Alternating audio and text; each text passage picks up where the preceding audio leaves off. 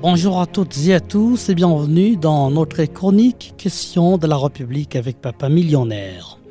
Aujourd'hui, on va parler d'une affaire qui continue de faire grand bruit et qui franchement pose question. Une affaire de nom qui aurait dû rester une simple anecdote, mais qui s'est transformée en un combat des titans. Une bataille judiciaire qui semble n'avoir qu'un seul vainqueur possible, l'ego. Je parle bien sûr de l'affaire qui oppose le sénateur Modeste Batilé-Kouebo à un jeune Congolais, un compatriote ordinaire comme vous et moi, Bati Christian. Et non, juste non, et la justice, cette institution censée être le dernier recours pour les conflits, se retrouve au cœur même d'une confrontation qui aurait pu, comme je le disais, qui aurait dû même être réglé à l'amiable. Écoutez, soyons clairs. Quand un conflit de noms entre deux personnalités dégénère en une bataille judiciaire, il y a quelque chose qui ne tourne pas rond. On a l'impression que la paix, cette valeur si fragile et si précieuse, est reléguée au second plan, sacrifiée sur l'autel de l'orgueil. De l'avis de nombreux observateurs, cette affaire est totalement disproportionnée. Un conflit qui aurait pu se résoudre par un simple dialogue, quelques minutes d'échange, de médiation et tout ce que vous pouvez imaginer. Et au lieu de ça, on a une confrontation qui monopolise l'attention, l'énergie et les ressources financières bien entendu. Les mouvements des jeunes Congolais engagés pour la paix l'a d'ailleurs très bien dit. Un homme de l'envergure de Modeste Batilé-Kouebo, ancien président du Sénat, figure politique d'expérience, se devrait d'être un modèle de sagesse et de réconciliation pour la jeunesse. En se lançant dans une procédure judiciaire et en lançant une accusation grave d'usurpation d'identité, il envoie un signal regrettable. Au lieu de montrer l'exemple, de tendre la main et de prouver que les désaccords peuvent se régler sans passer forcément par un tribunal, il a choisi, selon cette structure des jeunes, le bras de fer, l'affrontement, les duels. Et face à lui, Bati Christian, un citoyen ordinaire qui se trouve contraint de se défendre. Il a déposé une plainte à la Cour de cassation pour imputation dommageable et dénonciation calomnieuse, et c'est tout à son honneur.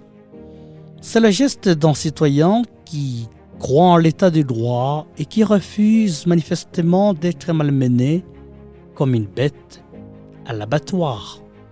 C'est la réaction d'une personne civilisée, instruite, qui fait valoir ses droits. Et que fait le sénateur en retour, selon les jeunes Congolais engagés pour la paix? Le sénateur Modeste Batilé-Kouebo réplique avec une nouvelle plainte déposée au tribunal de paix d'Ngalima. Au lieu de calmer le jeu, il met en quelque sorte de l'huile sur le feu. Il donne du poids et de la visibilité à une affaire qui aurait pu être gérée discrètement. En agissant de la sorte, il propulse ces jeunes Bati Christian sous les feux de la rampe, faisant de lui une partie prenante dans un conflit avec un aîné influent. Le mouvement des jeunes Congolais engagés pour la paix a lancé un appel clair et puissant ce week-end. Ils ne cachent pas leur inquiétude et exhortent les deux parties d'ailleurs à mettre de l'eau dans leur vin. À Modeste Batilé-Kouebo, ils demandent le retrait de la plainte. Je les cite. Honorable sénateur Modeste Batilé-Kouebo, votre rôle n'est pas de diviser. Nous vous exhortons à retirer votre plainte et à privilégier la voie de la médiation. La sagesse se manifeste dans la capacité à éteindre un feu, pas à l'attiser. Fin de citation. Et à Bati Christian, il demande de faire preuve de retenue. Nous vous appelons également à faire preuve d'ouverture, d'esprit et à chercher un terrain d'entente, la paix est une responsabilité partagée. Ces jeunes le disent, et ils ont raison. La paix ne se décrète pas, elle se construit. Il est paradoxal, voire même alarmant, de voir une figure d'expérience s'engager dans une bataille juridique au sein d'une communauté déjà fragilisée, d'un pays en guerre. Le temps et les ressources consacrées à ces litiges pourraient être tellement mieux utilisés pour le bonheur de nos compatriotes. Dans cet ordre d'idées, d'autres observateurs, notamment à Bukavu, appellent à la raison. Ils estiment que les sénateurs, en tant que grands leaders, se doivent de prendre l'initiative de résolution pacifique.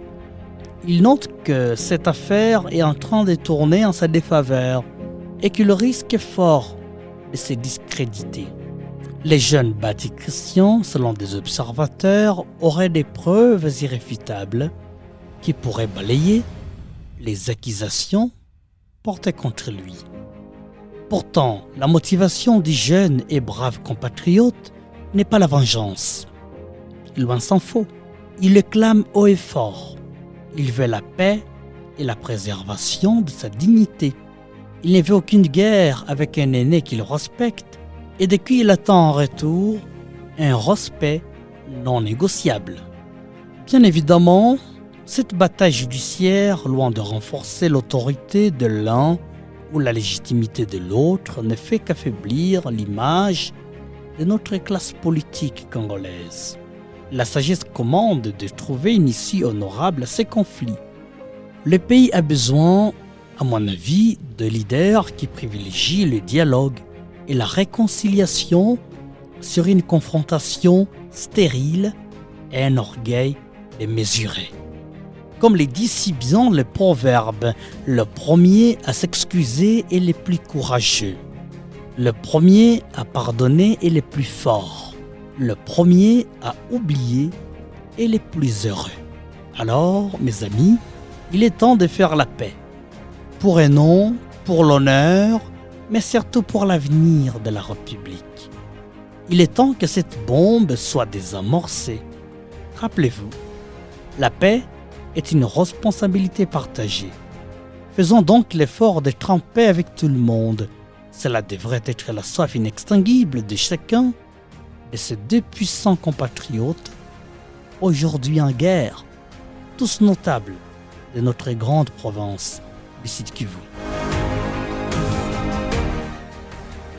C'est tout pour aujourd'hui, mes amis.